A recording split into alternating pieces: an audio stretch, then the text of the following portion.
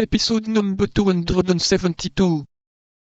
We have hinted that by the side of these views of the leveling and simplifying minister, which belong to history, the chronicler is forced to recognize the lesser motives of the amorous man and jealous rival.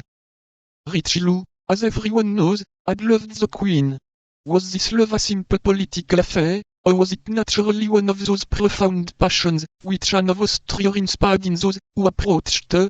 That we are not able to say, but at all events, we have seen, by the anterior developments of this story, that Buckingham had the advantage over him, and in two or three circumstances, particularly that of the diamond studs, had, thanks to the devotedness of the three musketeers and the courage and conduct of D'Artagnan, cruelly mystified him.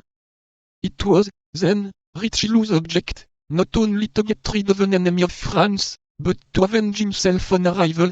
But this vengeance must be grand and striking and worthy in every way of a man who held in his hand, as his weapon for combat, the forces of a kingdom. Richelieu knew that in combating England he combated Buckingham, that in triumphing over England he triumphed over Buckingham, in short, that in humiliating England in the eyes of Europe he humiliated Buckingham in the eyes of the Queen. On his side Buckingham, in pretending to maintain the honor of England, was moved by interests exactly like those of the Cardinal. Buckingham also was pursuing a private vengeance.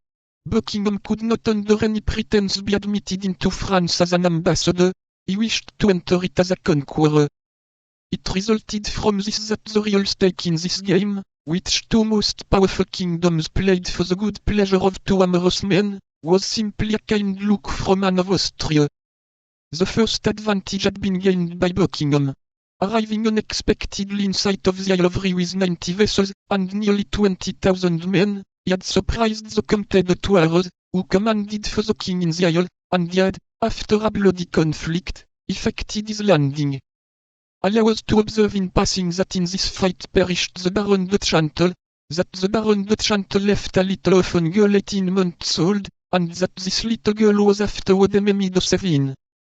The Comte de Thouars retired into the citadel Saint-Martin with his garrison, and threw 100 men into a little fort called the Fort of La Prée. This event had hastened the resolutions of the Cardinal, until the king and he could take the command of the siege of La Rochelle, which was determined, he had sent Monsieur to direct the first operations, and had ordered all the troops he could dispose of to march towards the theatre of war. It was of this detachment, sent as a vanguard, that a friend D'Artagnan formed a part. The king, as we have said, was to follow as soon as his bed of justice had been held, but on rising from his bed of justice on the 28th of June, he felt himself attacked by fever.